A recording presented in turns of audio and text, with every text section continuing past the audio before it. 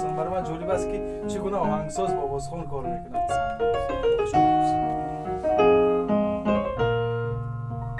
وطن یکتاست، یکتای من و توست. وطن امروز و فردای من و توست. وطن یکتاست، یکتای من و توست. وطن امروز و فردای من و توست. همین یک واژه صدرنگی بهار است. وطن امروز و فردای من و توست. همین یک واژه صدرنگی بهار است. وطن امروز و فردای من و توست. وطن یکتای بخشش شرطی نمی‌رویه زورشی و سخن یادم برامد. درود به شما، درود به بیننده عزیز. ما در دایره یک لایحه نو می‌خوایم که از فعالیت و کار و پیکار هنرمندی شایسته تاجیکستان نگینه امانخولا برای شما یک لایحه نو رو پیشنهاد کنیم و در این لایحه شما حتما با پهلوهای مختلف زندگی نگینه امانخولا آگاهی پیدا میکنید. درود به شما، درود به شما تابش الهی. خب در یک حالت خیلی خوب شما را دریافتم در حالت کاری و تابش الهی نیست چندین آهنگ‌های نگینه امانخولا را آماده کردن. از جمله در آغوش تو میمیرم، مشهورترین سرودی که سوزش، محبت مرده از جفا، وطنی که عینی بسیار بسیار بسیار است. چند وطن، اطلس ببری دلبری تاجیک عجب است و یک چند زیاد است، یک البوم زیاد است. شمارش راحت است کار کردن با بله بله. همین گونه شما بسیار وام میخورید یک وقتی که آهنگ بله ما در یک ماه یک بار دو بار وام میخوریم. تا جایی که میدونم آهنگساز آهنگ رو با مثلا آوازخوان میفروشد یا که میدهد دیگر خودش میداند در اصل. نه اگه تو بیش از آن جمله بسته‌کار نیستم، این که از همین سرش که آهنگ من گرفتم با من کار میکنن تا در استودیو ثبت کردن. بله تا استودیو و تا اسبابای موسیقی چی باید باشد، چی کار باید کنیم، همه ما یک جای مصلحت میکنیم. نه کس بسیار خودشان آدمی حلیم و مهربان هستند که اونجا شبیه با کم ترک سخت گپ میزنن. اون قدر هنرش اولوست که مثلا با من میکوبم کمبودیش میکوبم افسوس که نیست. راحت از همراهش کار کردن. شما با همه آوازخوان همین کارو میکنید؟ راستی این همون سبک من است، همون مناسبت من نسبت همون ایجاد و هنرم است. میخواهم که بله همون نازکیاش نازکترین اون چیزی که شما میخواهید آوازخوان باید همون رو باید. زیاد هنرمنده هستن، مثلا من 80% که همون آهنگ سرود در ذهنم میخواهم که صدا دهد، هنرمندی است که با 20% دیگه زم میکنه دیگه نه زم. تشکر. اگر سالش رو مثلا دقیقاً خواهید از 2012 من خوب در یاد دارم. خوب در یاد دارم چون که پیش از در آغوش تو میمیرم یک سرودی دیگر نیز بود که شعرش از خانم که خانم به بهانی بود، سیمین به بهانی و یک بحثم شد اونجا بود سخنه بود که گر بوسه میخواهی بیا یک نه 220 بیرم. اینطوری بود. بعد خوب نگینه خون ما کمتر ایوازش کردیم خوب متنش فکر میکنم که تغییر میخواهد. ولتون تغییر داده؟ نه کی تغییر داد؟ با شاعران مراجعه. بله با فکر خانم مهرنیسا. خانم مهرنیسا چه سرود میشود که یادتون است متنش؟ گر دوست می‌داری مرا با من بمانی جان مرا، گر دوست می‌داری مرا با من بمانی جان مرا، خوش آمدی بر دیدنم، خوش آمدی بر دیدنم مهمانم، خوش آمدی بر دیدنم بنشین پی مهمان مرا، جانم فدای خلاصه بله بله 2012 12 مد بله. خاموش میشه و خبیث بسیار فکر بسیار آهنگی جذاب و بعد جالب. دشوارم بود کارمون هم این اون است راست. دشوارم بود یک لحن لحنی هندویی هم داشت بله. یک لحن هندی داشت یک وکالیز هندویی هم داشت من فکر کردم که میتواند که بسیار خوب سلام. این اولین آهنگی بود که بله. شما پاک. بعد از این یک شروع کنکورمون هم این کردیم است. 2008 ایجاد شد. در آغوشتون میمیرم از یک مجموعه یافته بودم استاد میرزا حسین بدلی پور با تخلص مهرور می نویسد نزد من ماند تو 2013 تا 2013 بله. چگونه از آغاز که چگونه 2013 استود راش ماند؟ چند نفری که آه. پیشنهاد کردم گوش کن. راستی ترسیدم خونده نشه چون که کفترک در سخناش آغوشتون خیلی- میمیرم این یک همون بسیار شاه مصری نادر پور است نادر که گفتم کتابیش این کم ترک سخناش بسیار خیلی سخنوی با جسارت هم من راستی گپ نمیتونم جسارت رو ندارم. بعد یک از با من فهموندن که این نه آغوشی که آغوشی چی است خب آغوش معمولی که خیلی- میگوییم این بله. یک دیگر توصیف نبود. ادبی است که بله. زیاد من واقعا. همین مصرع میتواند همه را مویل کنه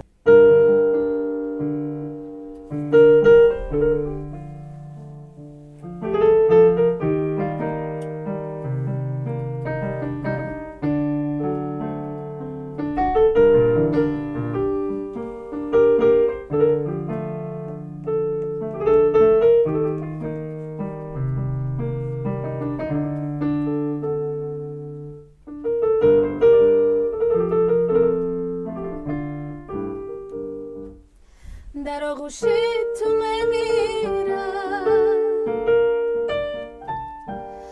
در آغوشی که از گرمی جان سوزی تنت سوزم در آغوشی که از لبهای نرمت با دهانوشم در آغوشی تو در آغوشی که با رغم خزانها سبز و گل پوشم در آغوشی که از احساس لرزش های رویایش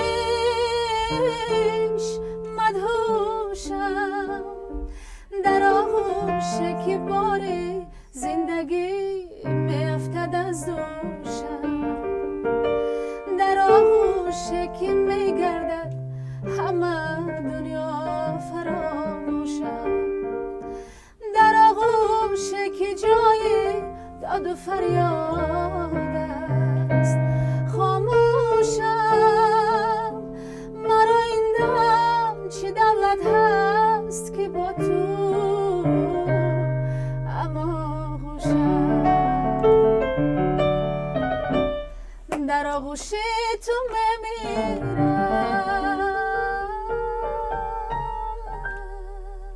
به به شاهکار است واقعا شاهکار است چون کم سرودهایی هستند که اینقدر عمیق به قلب مردم جا میگیرند. من شخصا نیز همینطور می‌سوزم در بین همون زیاد سرودهای لیریکی و عاشقانه‌ای که ایجاد کردم جایگاه این سرود تماما بله. دیگر است دیگر اما است. زیاد میگویم که در ایجادات نگینه بانو این سرود بله. یک تحولات یک انقلاب کرد یک انقلاب کرد. ما در ما نه تنها در مثلا ایجادیات نگینه اما خوب گفتم مثلا خاصه در صنعت استرادای تاجیک در سبک سرودهای لیریکی این یک گردشی نو بود به این سبک به این مضمون به این رویه تا این وقت من گوشواری تأثیر بخش اینقدر شیرین رو نشنیده بودم و ببینید که بعضی سرودها جاویدانه هم هستند که از زمره همین گونه سرودها خب خکسارو میکنن نگینه اما یک سال نگذشته همین سرود جایزه داری جایزه جیلا 2014 شده کار ایجادی با نگینه خون راستی برای من یک راحت است اونیورسال بودن همین نگینه خون یک امین اصطلاح هست آوازخوان اونیورسالی. ببینید در همین صنعتی بدون بیرون از جمهوری بها نمیتین، فقط در همین دایره صنعت استرادی هنری تاجیکستان حالان که الکه این سرحد را عبور کرد با هنرش. از 4 منطقه دیار عزیز سرود میخونند، مقام میخوند، مکتب زرافشان را میخوند، مکتب ختلان را میخوند، مکتب بدخشان را خونده است. سرودهای خوب افغانی، ایرانی، به زبان روسی خواندنش را دیدم. من شاید هستم بودلر خانزاده یک سرود دارم. بله یادم است. ببینه انا این بهاره خوب که نه هنرمند، نه هر یک هنرمند راستی دارای همین خصلت هاییست که آزاد تواند موسیقی دلخواه منطقه رو بله با آسانی مثلا همین بله میتواند، یعنی که مو ملکه سرایندگیش دست میدهد که نازکترین همون بسیار دشوار ما است. وقتی که هنرمند در یک پیراهه در یک چارچوبه هنروری میکند، از اون چارچوبه بیرون شدن، از اون مکتب، از اون سبک بیرون شدن بسیار دشوار است. تشکر زیاد. بخیر خسته نباشید و ما در این لایحه میخواهیم که در چند بخش زندگی شما رو همراهی کنیم. پگاه سفر داریم به ناحیه جلال‌الدین بلخی. خوب. یک کنسرت داریم در استادیوم. اگر خواهش مایل داشته باشید مرحمت میتونید اجازه میدید که با شما رویم. بله چرا؟ خیلی جالب میشه و حتما که فردا فردا میخوریم، حتما صحبت های جالب در راه خواهیم داشت. و شما برای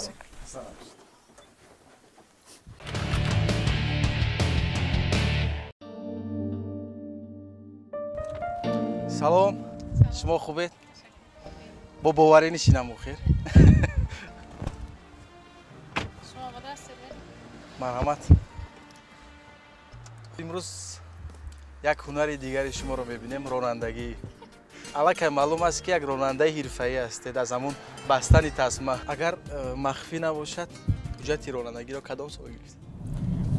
حجت رانندگی به فکرم سال 2010 یا 9 یا 10 من در خاطر دارم که حامله دار بودم، بیکار بودم، بعد رفتم همون حجت سپردم، خواندم، بعد گرفتم. چون ما نزدیکتر با کارهای ایجادی شما اومد با زندگی پس پردگی شما آشنا میشویم، بیشتر مردم گمان میکنن که مثلا آوازخوان‌ها و هنرمندان یک زندگی پر از رفاه، خرسندی و شاد دارن، ولی من حس میکنم این گونه نیست. خیلی است که یگان کار دنیا به آسانی نیست. همه چی یک مشکلی دارد، یک پشتی خودش یک با سختی ها دارد. لیکن اگر همین کسبت دوست داری، وقتی که همین هنرت دوست میداری، کسبت دوست میداری، در نظرت نمیتواند سختی ها. یا من شما میگم که ما شب و روز در راه هستیم. واقعا. بله من بسیار خسته میشم. مادرم میادم میگه که تو چه خیلی قدر قوت داری که شبم در راه هستی، روزم در راه هستی، تو چه خیلی مانده نمیشوی. من آدمایی که در گرد اطراف من هستن و یا میبینن حیران میشن که چه خیلی من میتونم اینقدر قوا و انرژی از کجا من اینقدر میتونم. گفته که وقتی که کسب دوست داری این چیزو در نظرت نمیتونه. چون یک هنرمند محبوب نمیتواند که زندگی آسوده داشته باشد. میشود که در جشن و مراسم و نوروز، جشن‌های میلی کارمان بخد بسیار می شود. در یک روز مثلا در چند چوره بله از باید سحر قرغان تپه برآمد کنم، ساعت 12 بروم دیگر ناحیه، با ساعت 2 بروم با دیگر ناحیه، با بالاخره با ساعت 5 باز در شهر. این خیلی در چیز آسان است، در نگاه اول آسان است، لیکن بسیار دشوار است قدر راه رفتن آمدن. از این خاطر مثلا من سلامتی خودم رو قدر اهمیت داده نمیتونم. اصلا در جوانی خانه شما کدام نمودی کتاب ها هست؟ کتاب ها؟ اول کتاب تاجیکان است، بعد دیگر از کلاسیک ها است، رودکی، فردوسی، غزلیات بیشتر چون کاری ما همین است. با با شعر نظم هست بله. بیشتر. با شعر زیاد سر کار میکنیم. اینا هستن. بعد یک چند فیلسوفای برجسته دنیا. فلسفه کدومی از فیلسوفان برای شما بیشتر پسند است؟ با من یک چند کتابای دارم که در اما وقتی که در کار بودن در حیات من آمدن حیات من دیگر کردن. خب کتابی زیگموند فرید، کتابی لویزا خی، وقت که مقدر زیاد نیست. کدام روزها بیشتر کتاب میخونید؟ کتاب‌های اودیویی بسیار گوش میکنیم. در ماشین، بله در ماشین، در تلفن همیشه هست. کتاب‌های صوتی. من وقتی راستیگه وقتی که از یک جا به یک جا میروم، از سحر بیدار میشم تا به کار برآمدن و این چیزا وقت ما بیهوده نمیگذارم. یک چیز البته گوش میکنم، یک چیز به خود میگیرم. بعضی از هنرمندان گمان دارند که اگر ما متن‌های مثلا از کلاسیک‌ها استفاده بریم شنونده زمان معاصر گوش نمیکنند. فکر میکنم از همین ذوق هنرمند بسیار چیز وابستگی دارد، هم در موسیقی هم در شعر و سخن. و بعد نه اونی که مردم چی میخواهد گوش کردن، اونی که تو چی میخواهی به مردم برسونی، این به فکرم مهمتر است. بعد اول که من در یک چند سرود استرادی من غزل است. بله یک چند غزل کلاسیکی هستن. اول همون آهنگسازا هم بسیار چی کردن که نمیشود خیلی سرود استرادی به غزل موندن و من همین یک دو پوچه در یک موزه گفتم نمیشود. چرا نمیفهم؟ ما فقط همین سخنای دیگر همین کسی چیزی میگه همونا وای کنیم. نه، ما باید از خودمون وای کنیم که بعد یا شعرهای غزلای کلاسیکو اینا جاویدانن، هزارو سال هم گذرد که اینا میمونن. اگر با زبان هنرمند اگر این چیزو وقتی که سرود میشود، بله سرود شود، این با عمرش باز زیادتر میشود. چرا نه؟ شما میدونید وقتی که همین سین و سال که بالاتر میشود، بله بالاتر میشود، یعنی تا چند تو بزرگتر میشوی، عقلانی فکرانی بزرگ میشوی، تو بله تو محتاج همین خیل کتابا میشوی. کتاب، گفته ها میکوی، خودت میکوی. هر کس مثلا زندگیش نه اون طوری که خودش میخواهد و اون طوری که همین زندگی که جای میبرد هم خیلی است. بسیار آدمانم خیلی زندگی میکنن. لیکن من که بسیار کنجکاو بودم در این مسئله، یک چند سال پیش همین کتاب بسیار مطالعه میکردم، خواندم، یک چند چیزای فهمیدم برای خود. من فکرانیم دیگر شد، عقیده هم در زندگی دیگر شد، ارزش‌ها دیگر شدن. اما من که خیلی دیگر شدم. برای من یک دستاورد بسیار بزرگ بود که من به سوال‌هایی که همیشه داشتم در بینه سر خود جواب یافتم. فیلم می‌بینید؟ فیلم هم بسیار می‌بینم، لیکن در آخر وقتا نمیدونم برای چی فیلم نمیتونم بسیار دیدم. من هر سحر که بیدار میشم، اولی چشمم نکشوده، من با شکرگویی روزم سر میکنم. بله من شکر میکنم برای عادی ترین چیزا، برای که من امروز بیدار شدم، صحت سلامت میبینم، افتابا میبینم. بله پدر و مادرم، فرزندکم، اهل خانواده من همه صحت سلامت، این یک بختی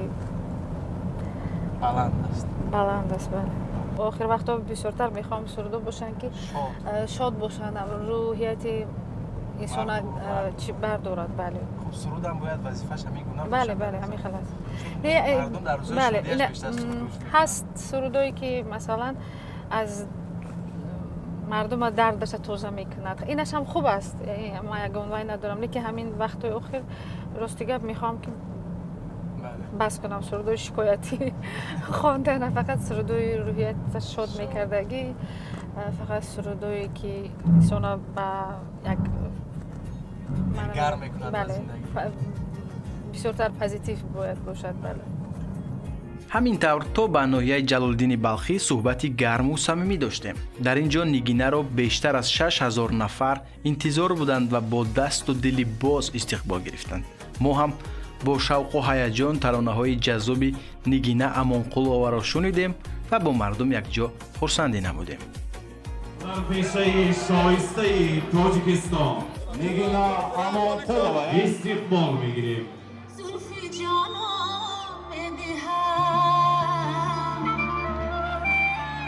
عاشقم از بحر سودای چنین جان میدهم. السلام علیکم.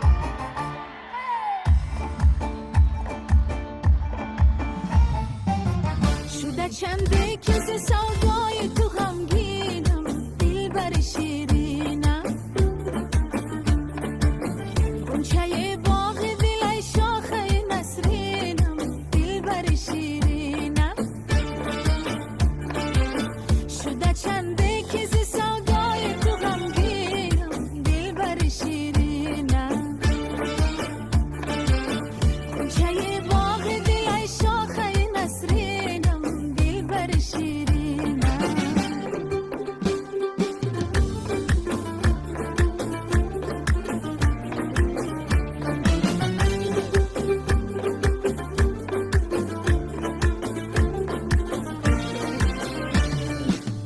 من ز هجران تو بیمارم به خدا بسیار عالی بود. بسیار قدر مردم به انرژی میدید.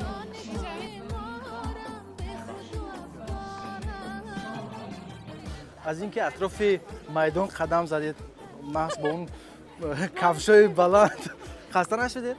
نه خسته نشدم، برعکس یک قوت دیگر گرفتم. اینقدر آدم اینقدر انرژی. بله. خوش اومدید. سلامت باشید. اینجا قدر صحبت نتونستیم خوب بله، انجام بله. بدیم. چون یک روز- بسیار شلوغ یک روز است. خونه ما میبرید به حضور هم صحبت میکنیم هم ثبت میکنیم. حتما. سلامت. سلامت باشید برای کار. باغ دل ای شاخه نسرینم دلبر شیرینم.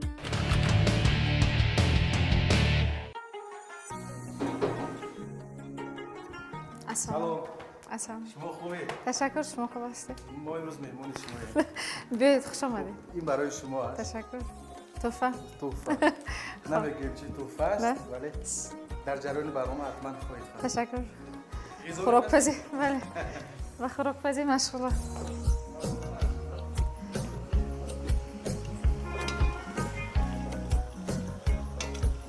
همه سبزوات و همه چیز هست، کدو، شلغم، سبزی همه چی هست. در خانه ما بسیار دوست می‌دارن. غذاهایی که بله. از طبیعت گرفته شده بله است. بله مثلا این می‌بینیم این که همش از ویتامین کدو است. است، لبلبو بله. است، کارتوشک است. بله. حتی جواری هم است. بله جواری هم هست. خوب خلاص یک غذایی که بله. خودتون دوست می‌دارید. بله من بسیار پختن رو دوست می‌دارم. بعد فرزندان هم بسیار اولاد کردگی هستن که در خانه غذا خوردن، در خانه بله. غذا پختن مزهش دیگر است. بله من که یک دختر بودم در خانه 4 پسر داشتیم، 4 بچه داشتیم. 4 بچه داشتیم. من زودتر یاد گرفتم چون به همه اینا نهاری باید تیار میکردم. با از مکتب که می آمدم با یک چیزی باید میپختم که باید استعمال می‌کردن. بله. فکر میکنم از همین صنف 2 از صنف 2 3 علاقه خیلی بر. همه کار خونه میکردم. بله وقتی غذا پختن چیز زمزمه میکنید خود به خود؟ بله یک تگی نفس یک چیز باید یک چیز باید باشد. این عادت بله همیشگی من است. وقتی خورد بودم دخترچه تعطیل مدرسه برآمدید. تعطیل تابستونه میبرامدیم. روزش که خیلی خانه با من بیکار از همین سحر یک جورو میگرفتم روی حقلی فقط زمزمه بعد مادرم فقط میگفت بگونی و میامد در دلش رو میزد از سحر همین خسته نمیشه. بله تو بس میکنی یک بار چون بسیار وقتا بسیار شوقی سرودخونی زیاد بود.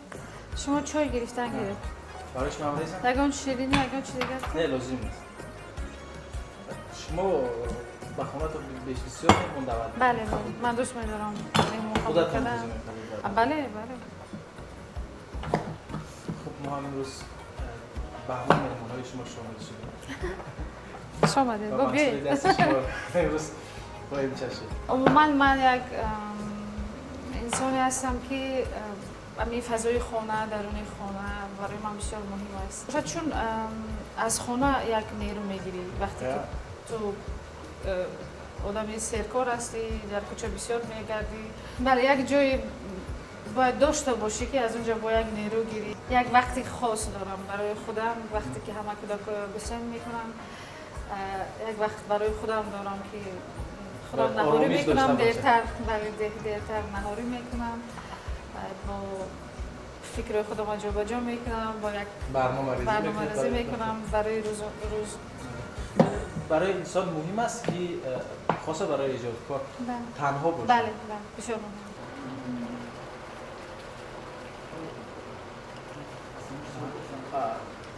اگر مخفی نباشد چیز هم زمان میکنیم. صداتون خیلی پست. یک چند روز شد یک سرود گوش کردم یک حافظ ایرانی راستی نامش در خاطر ندارم لیکن بسیار یک سرود عجیب فقط همین سحر میخیزم همینا گوش میکنم کجا از خانه میبرم در خانه میدارم همیشه در ماشینم هوای گوش میکنم دل از من دلبری از توست یک هنرمند دل از من دلبری از توست سر از من سروری از توست قدر دایدم نیست بله زیبا است. سلامت باش.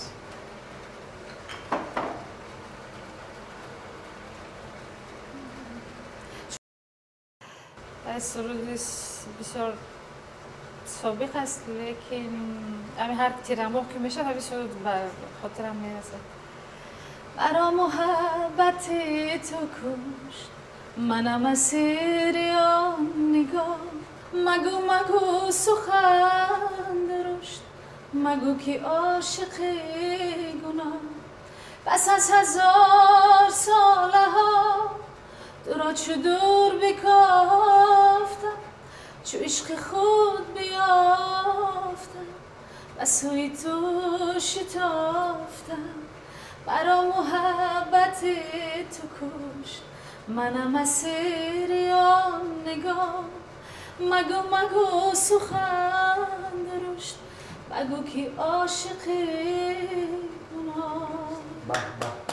خیلی سرود شما من خیلی دوست می‌دارم. ولی منم میگم که یگان وقت اونجا میرویم بعد پیشم دفته میگه اپی دیگه ما همین خم مخلص شما مشبه از کودکی دست ما میگم چند ساله ما همین خم کلام ساله دخترای کلام بچه‌های کلام میگه اپی دیگه من از خورسالی شما واقعا ما از خورسالی شما رو میشه کردیم. برای شما جالب نبود که ما همراه خود تحفه آوردیم؟ بله میبینه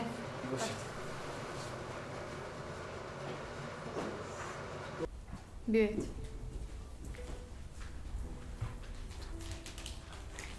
بفرمایید از شماست. تشکر. باز بکنید. خوشم مرحمت.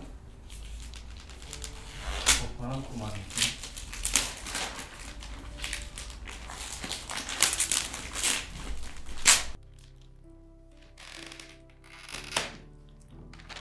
با تشکر. با عنوانی که تشکر زیاد. پیش از دسته پیشوای مللی تشکر زیاد. مخیرم. رحمت من نداشتم این رسم. تشکر زیاد. یک عنوانی ارزنده بود همون زحمت هایی که سالهای طولانی داشتید. خب نتیجهش همین است.